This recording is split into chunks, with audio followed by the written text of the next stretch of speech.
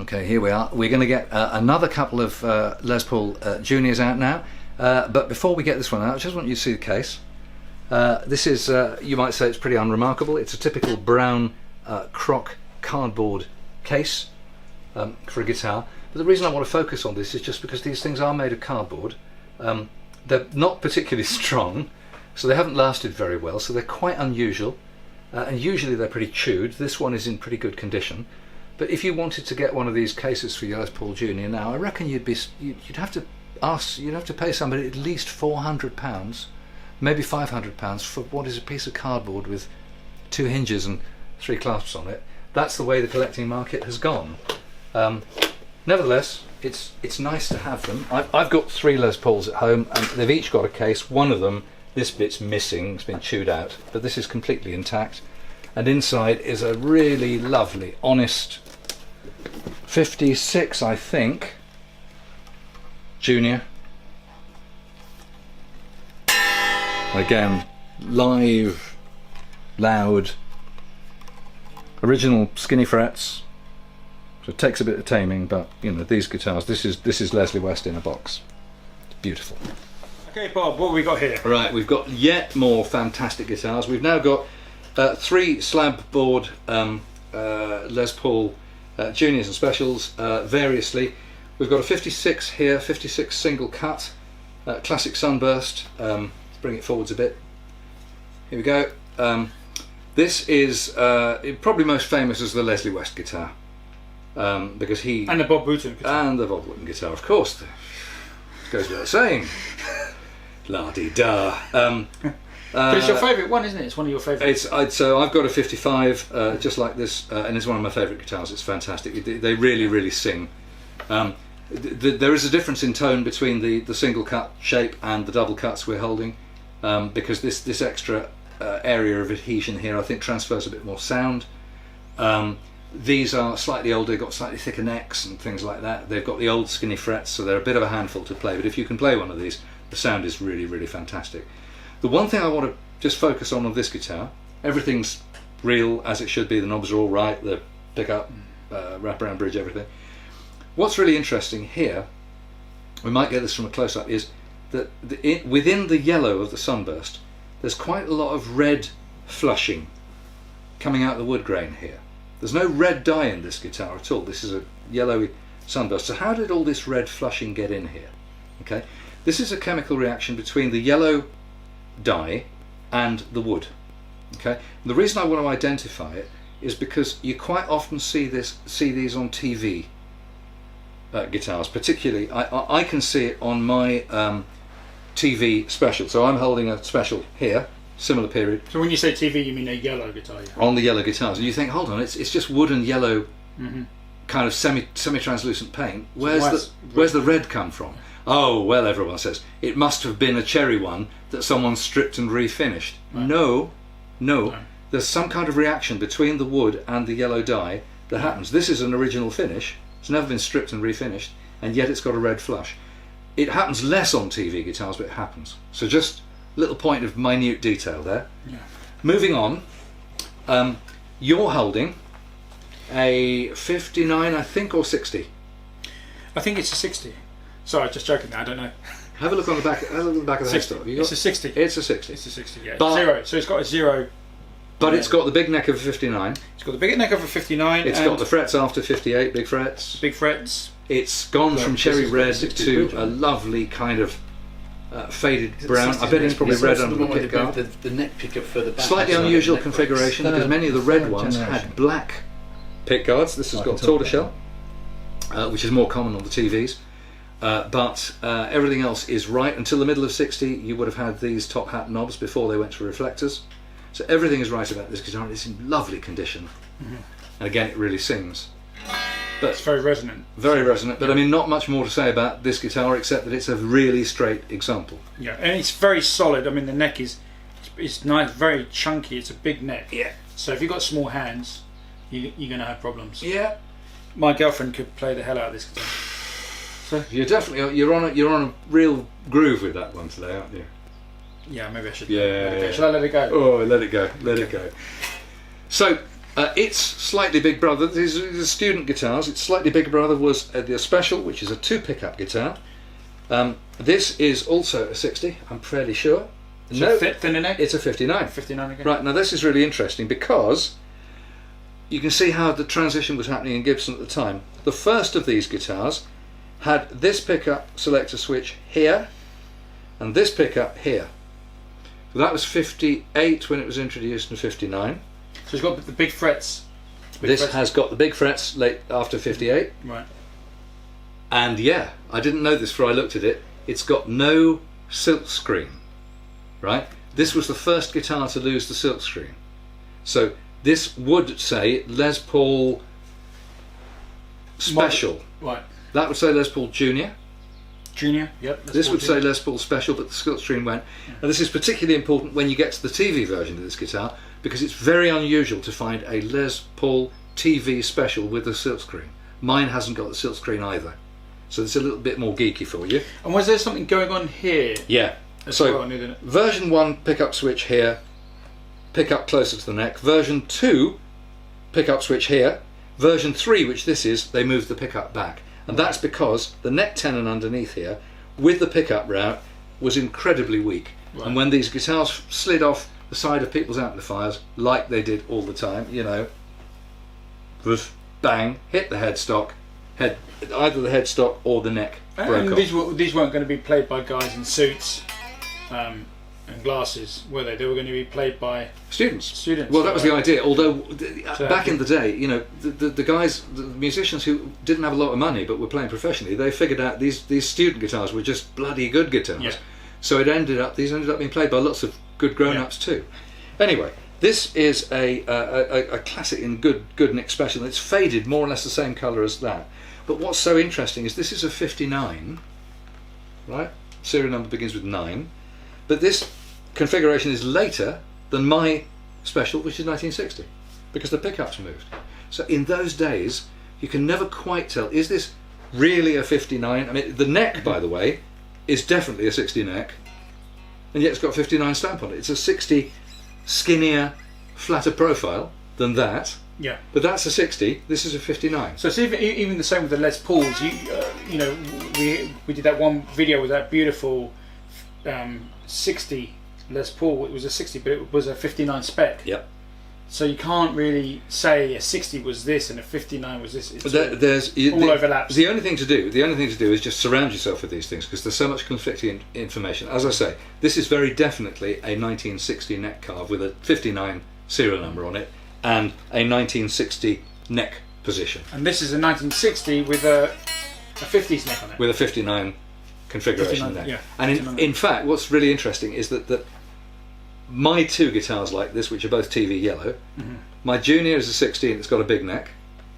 My Special is a 60 and it's got a skinny neck and the pickup there.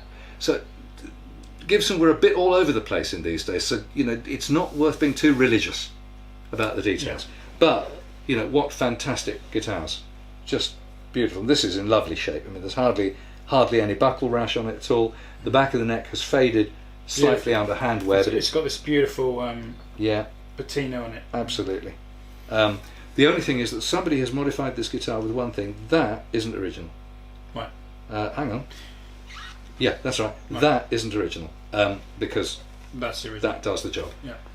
But that's a good idea, because if you do have any neck dive, that gets rid of it like a shot. And it's got these beautiful machine heads, very simple sort of. Yeah, Clusen strips, 3 strips. Yeah, same on this one. And all these are in quite good shape. Actually, contrast with this guy, because the buttons on this are beginning to go. Right. Crumble. As often happens as the vapours inside the case from the case lining. And the vapours coming off this plastic kind of celluloid. They argue, celluloid? Yeah, celluloid. I mean, the plastics in those days, you know, this was the early days of plastics, and they were unstable. So sometimes they last, sometimes they don't. There you go. So there we go. Let's move on swiftly, Bob. Let's move swiftly on.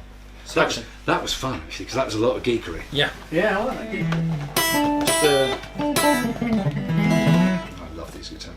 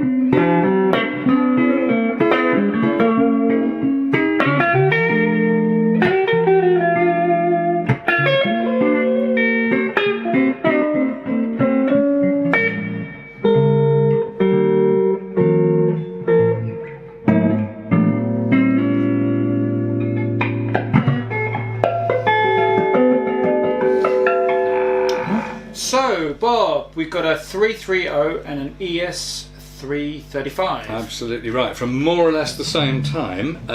This chap is he feels very early, so he could be a 59 or he could be a 60. That guitar was introduced in 58. This guitar was introduced in 59. So is this a 59? That's a 59. So it's got a beautiful neck on it. Like mine. Just feel that neck. It's just fantastic. So the 59s of these, of course, by 60 these had skinnier, flatter necks, and they're beautiful. The 59s have got the big, fat neck, and they're pretty much as good as it gets. 2 paffs, 2 original paffs. The neck one on that is particularly sweet sounding. Yeah, it's really nice. And this neck, Bob, just feels very dried out and just like an old violin almost, you know. It's well used. It's very. You know, I've never felt a sort of a reissue quite like this. Nah. Just, you know, it's something very unique about it. And you know, by the time these guitars were built, they've got, you know, decent sized frets and all the rest of it, original frets, you know, beautifully worn in. The very slight figuring pitting on the rosewood fingerboard, you know, from age, you know, but again, really clean, the whole thing. So this 330 is basically the same model, same specs, except they've got change of pickups, and we don't have this kind of a crown or something on the. Yeah, there's a lot more difference actually. The body is created on the same form. The neck is set 2 frets further into the body, so the whole guitar is shorter. This is hollow. So if I switch it off, if I do this one, so that sounds like that's got a block in the centre. So that's an electric guitar with 2 sound chambers on the side, and this is completely hollow. These are the greatest TV noodling guitars ever made. Right. Okay. They've both got the 59 wide, chunky, fat dot neck that is famous. But as I say, mechanically they're quite different guitars, and sound-wise they're quite different. Price-wise they're quite different as well. The other thing is that's all original. These are altered tuning pegs. These are Grover. So Jimmy Page Grover type things. These would have been Cluson's like on a Les Paul Junior. Right. 3-strip, small button Clusons, if they were original. As you know from my previous videos, the 330 is it's your favourite, isn't it? It's my all-time favourite of the guitars I own. But mine have single pickups, whereas this is a double pickup. So the single pickup's called a TD, is it? No, not TD. It's called a T. T. So this would be called a TD. TD. Or if it was natural, it would be a TDN, and if it was cherry, it would be a TDC. So the T for thin line. Yeah. Right. The D is for double pickup. Right. Now that's an ES335 TD, but there were no single pickup 335s. So the D is completely superfluous. There you go. More geekery. No, it's all worth knowing. But the sunburst on these is gorgeous. It's, you know, fantastic warm sunburst from yellow through to a kind of dark brown on the edge. These guitars, it's great to have the two together because they're contemporary. And so why this on a 330, but the stop tailpiece on a what? Is it because of the hollow body? There's no wood in which to put a stop tailpiece in this guitar. Bob, I asked some really stupid questions, don't I? No. Do I? No, they're quite natural questions for any normal person on the high street would ask similar questions. Yeah. Oh, I see you're using the 330. So has that got a block in it or not? No. Yes. Okay, I feel better about myself now. But a bit of modern stuff. So Collings make a really good. I think it's called an I-30, and it's basically a 330. Yes. But they've got some stuff going on inside theirs. They've got a compromise between 335. Mm-hmm. They've got a block that goes from the front to the back. Oh right. Okay, got you. In which you can sync. You can actually sync something. So I think the Collings guitar mechanically is quite different, and tonally it's somewhere between the two. Right. Because the one trouble with these guitars, they feed back. They're perfect in every respect except they do feedback. Right. So if you play, even if you're playing blues with a little bit of gain. Yeah. So for jazz they're great because Emily Remler, great jazz. She was a great jazz legend. She played a later. 60s model. The great Grant Green, of course, played a guitar exactly like this, twin pickup, all the rest of it. So. But having said that, there was one band that played 330s who played through hideous amounts of volume and gain. The Beatles? No. Scots chaps, the Jesus and Mary chain. Oh, right, okay, Right? yeah, great. And they played a wall of Yeah. fuzz and distortion. I saw them play a few times. They were extraordinary. They used the Shin A fuzz. They were famous for the Did Shin they? A fuzz, yeah. And they used all that. And they used 330s some of the time. And I watched the videos. I can't understand how they can do it because But, you know, they'd want that feedback almost, wouldn't they? So their thing would be controlling. maybe it was just the whole thing was all mashed in. Yeah, absolutely. Gary Clark Jr. played Casinos, which are Epiphone Sort of John branded Lennon. 330 Yeah. hollow again, and he plays at some games. I mean, it can be done, but I think you just got to be a bit talented. Yeah. You know. But anyway, these for sofa guitars, partly because of the shortness, and partly because of the acousticness, these are the ultimate noodling guitar. Well, I never. So, I mean, you're showing much more love for this guitar than this one. Almost. So the funny thing is, you know, I've got 3 of these and I've got one of those. Right. Mine's almost identical to that. But you know, and it's the guitar. I'm scared of mine. me- All my other guitars, I pick them up and I'm going to play you. That guitar, to me, it picks me up. It goes, you're not good enough. well, I mean, for me, Bob, it's just got that jazz. It's just got that jazz sound, hasn't it? And that blues sort of. And it makes you kind of.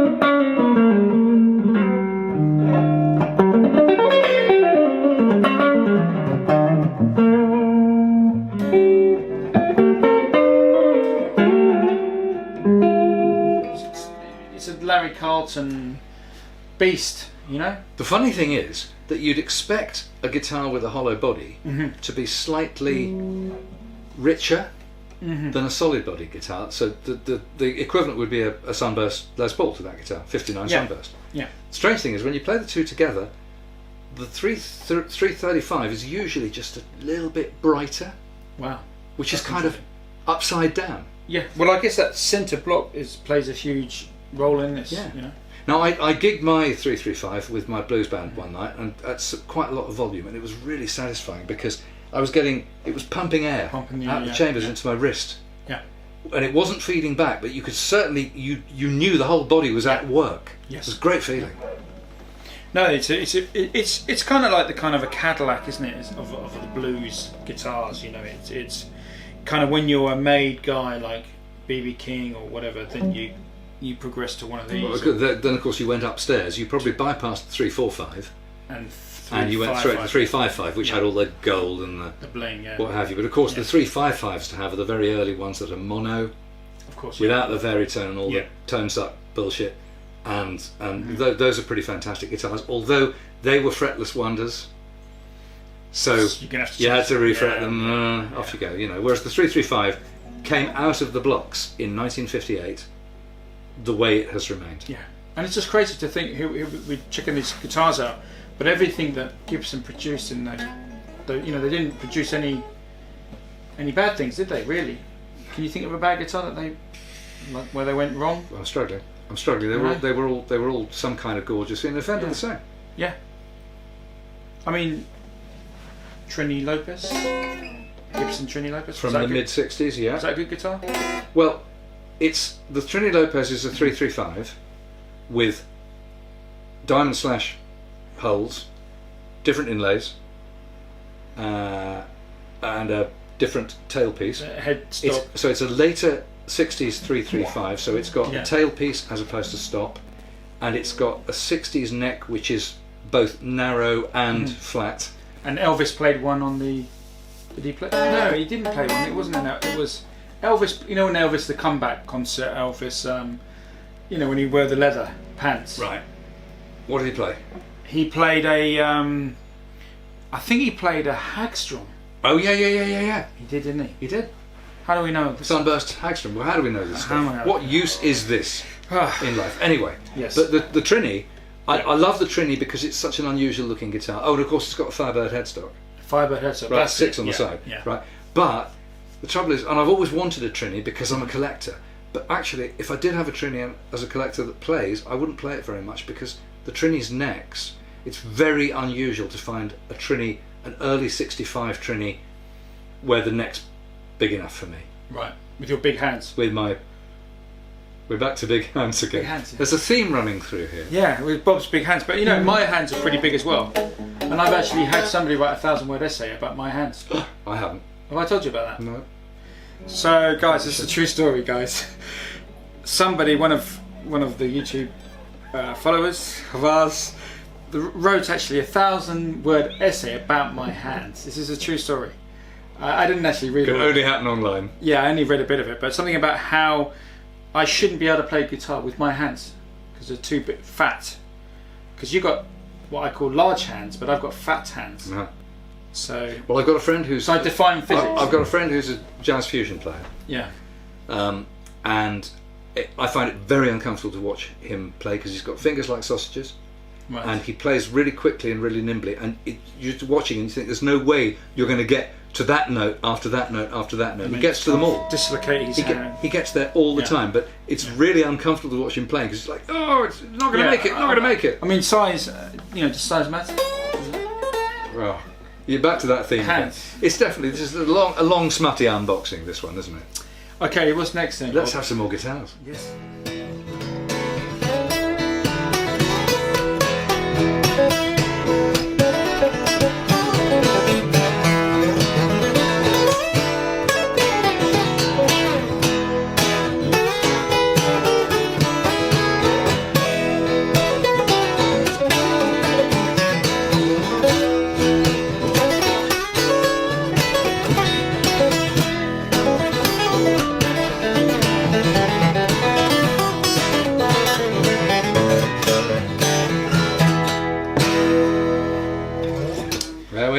Fantastic. Okay, so the last two Gibsons we're going to do today, acoustics this time. I'm going to talk about this one first, save the best till last. So this is a 60s Gibson J45, slope-shouldered, sunburst, and until a few years ago you could pick one of these up quite reasonably. Probably 2.5 grand, something like that. Right. For a good one. They've really soared a bit in price, and I'm not surprised. It plays like an electric guitar. And what year is this? Is this a 64, 65? It's a 64. And what's really interesting is this bridge here with the two screws. Yep. So these were put on quite a lot of Gibson and Epiphone guitars of the period. It's a ceramic bridge, but it's adjustable. Right. Some purists say that this sucks a bit of tone. Right. Now, I don't play a dreadnought guitar very often, and I certainly don't play with a heavy pick, and I don't play bluegrass where I'm kind of kicking out the bass drum and the bass at the same time. My favourite acoustics, I never was interested in a dreadnought guitar until recently, and now they are my favourites because you've just got all that bass coming out, and you can still finger pick, you can still do all that kind of stuff, and they just become my favourites. I just love, What's so great about this guitar for me is it's quite a light guitar. I mean, physically weight-wise, but very easy to play. So I'm mainly an electric guitarist, so it's not doesn't work against you. And it's a mahogany back and sides. It's a mahogany back and sides, and spruce. It's a spruce front, quite a nice grain on it. The nearest thing I've got to this in my collection is an Epiphone Texan, which is also slope-shouldered. It's a slightly different bracing inside, but they are contemporary, and that also plays really, really well. It's got the standard frets of the time, which are quite wide. Good for bending and stuff like that. We've got a laminate rosewood board on a mahogany neck. Yep, that's right. And this is quite pale rosewood as well. Fairly standard guitar, mid-fi Gibson guitar of the time. But this one, it sounds great and it plays great. It's just a very comfortable guitar. If you had an acoustic guitar, sitting in your sitting room, this would be the one. And really interesting. This is really beautiful, sort of celluloid, I guess. It is. But it's quite thick, isn't it? It's very thick, and it just looks. I mean, you're probably not going to see this, guys, but it just looks really beautiful. It's a very nice. It's got some curl and some kind of figuring in it. It's basically red, but got black swells in it. Nice. What often happens on these guitars is that the celluloid shrinks, and it pulls the varnish, and sometimes it even pulls the wood. Okay, so you very often get a split in the wood around here, which can be patched. It doesn't really affect the tone and everything, but for the purist it probably affects the collectability. So that's the J45. You, however, are holding a real peach. These are very unusual. There are very few of these made. It's a J185 from late 50s, I think. And it's got the beautiful sort of flame maple sides. Tell us how much that guitar weighs. Nothing. Absolutely, it's like a piece of paper. You know, I thought I was lightweight, but this is even lighter. Boom, boom. It's amazing. It's a wonderful guitar. So this is the J185 was a slightly smaller bodied and slightly less fancy version of the J200, which was Gibson's big, fancy, ornate thumping guitar. Which Elvis, coming back to Elvis, he used it. But the J185, for my money, is, I find the J200s really big, hard, heavy guitars. You need to hit them hard. Right. This guitar is completely different. It's light. The top appears very thin. It's got a lot of bass. A lot of bass. But a lot of bass coming out of virtually no weight. It's almost a phantom guitar. It's fantastic. But the action is great. And it's very good for... Absolutely.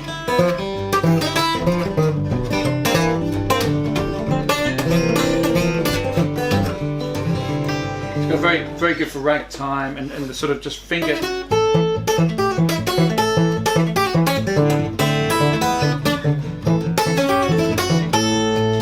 Very good for finger picking. I think there's a guy called Woody Mann. I don't know if you've come across him. But Woody Mann, I think he plays something similar to this, and he does a lot of finger. And I can see. I've never played one before, but I can see now why he would play this kind of guitar for finger picking. Yeah. The Stefan Grossman and Woody Mann, those kind of guys, it's a very, very good for ragtime. Blind Blake. Yeah. Blind Boy Fuller. You know, and. Yeah. And then Mississippi John Hurt. If I can't remember how to do this one. That's it.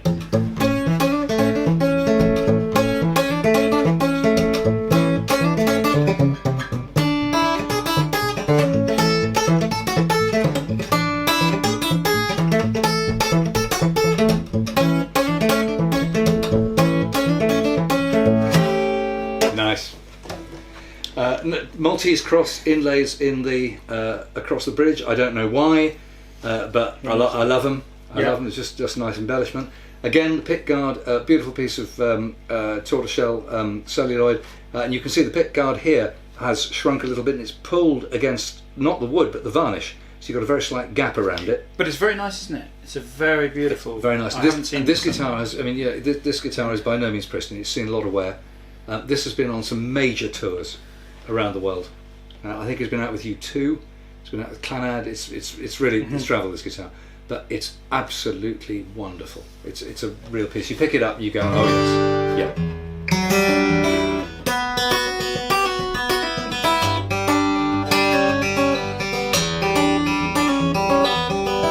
It's just got a really big resonant sound, isn't it? Absolutely fantastic. Absolutely fantastic. It's got single ring clues and tulip machine heads on, so it's a slightly fancier guitar.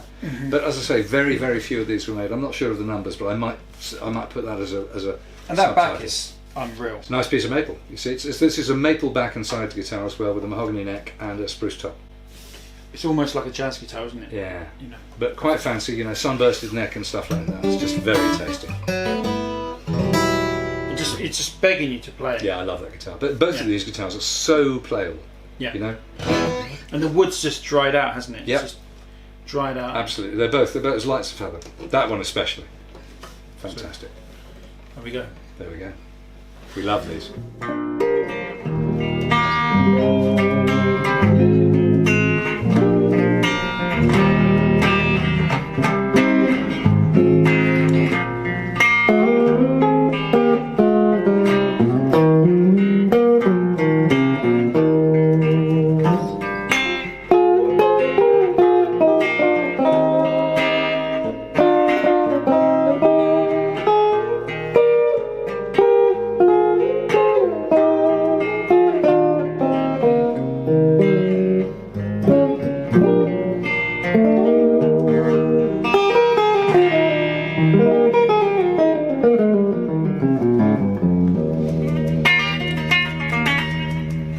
Well, here we are, right?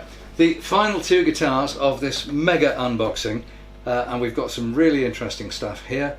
We've got a Gretch Chet Atkins 6120. I'm guessing, I'm no Gretch expert, and this is an early 60s guitar. with Filtertron humbuckers on it, real F-holes before we got into the Phantom F-hole thing. But as Gretsch guitars go, actually, am I right that it's actually late 50s, isn't it? Because it's got the fingernail, the thumbnail markings on the fretboard. And the 0 fret.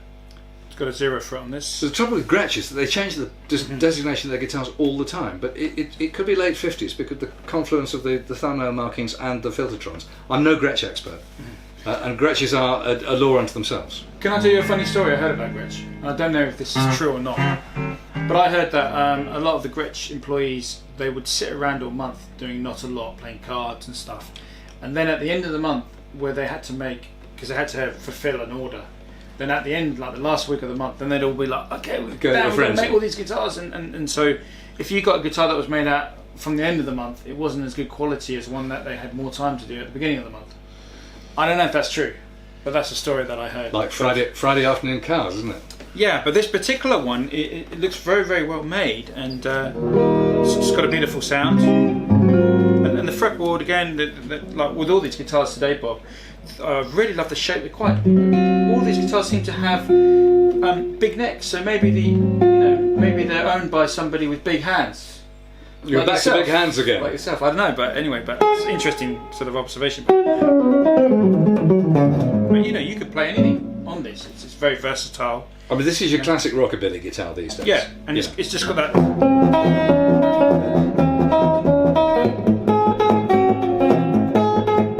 Sort of train I ride, sort of.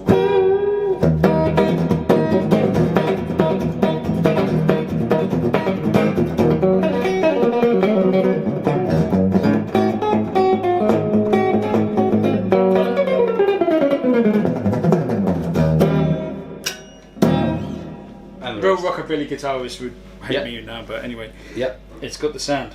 It's got the sound. It's got the fantastic pickups, those Filtertrons. And this is a Gretsch that's quite good news. It hasn't got too many knobs and switches on it. And some of them have got so many knobs and switches you don't know whether you're in Piccadilly Circus or Beijing. But this one's fairly simple. The I other guess thing that's is, a master. Is that the master? That looks like a master volume, and then volume and tone here. But pickup selector. Now I'm not so sure what the other one does though. On and off. No. Where's our researcher? You know, the guy that. Where's our researcher? Well, bloke with the clipboard. Yeah. Yeah, we haven't got one. We haven't got one today. He's gone.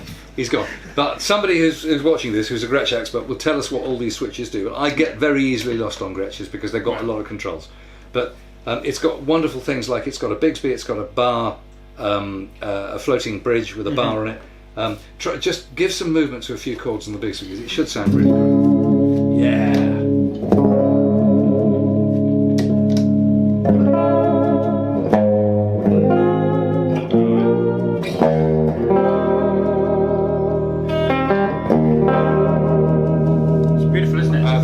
And you can also hear, those Filtertrons, they're quite hot pickups too. They are. They're really quite really hot. good. So I mean, it's quite an interesting tasting guitar. What's the back look like? Is it? So it's just a really nice orange, sort of that kind of cowboy orange. Quite curve on it. Nashville orange.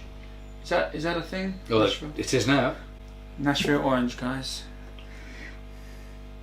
Kentucky orange, maybe. Maybe Kentucky orange. No, Tennessee orange. That's it's a nice guitar. And they're not thick, are they? They're quite medium thick. Yeah, thicker than a 335, but much thinner than a Jazz Archtail. Yeah. So really, really tasty guitar. But I mean, neither of us are Gretsch fanatics and Gretsch experts. I've only got one, the Black Duojet. So and they are, they're a science and a law unto themselves. But I would be very happy just because of that kind of vibe. Yeah. You know what I mean?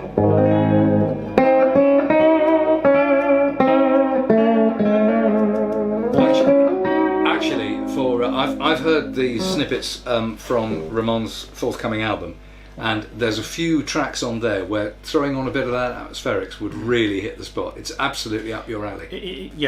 It's a really, I think, and this kind of like modern Americana. A lot of young Generation Z, is it? Are they called Generation Z now? Generation Z? Is that right? Or millennials, or no, that's before. So yeah. Anyway, this guitar here. Right, now this is a real curiosity, okay? Can I say, Bob, this is the most flashiest guitar I've ever seen. It's extremely ornate. This is a Hofner Golden from the early 60s, judging by the pickups. And this guitar is so ornate. I mean, it's got all the ornamentation you could imagine on it. It's got the classic Hofner control layout, which is basically a volume for each pickup, an on switch for each pickup, and then a rhythm treble switch, which basically mutes the guitar. Well, it quietens it. Right. That's what this control panel does. But it's got everything going on. It's got a blingy tailpiece Hofner on it. It's got a Tune-o-matic bridge, which is unusual for Hofners because normally they had a piece of wood with individual pieces of fret wire that you could move.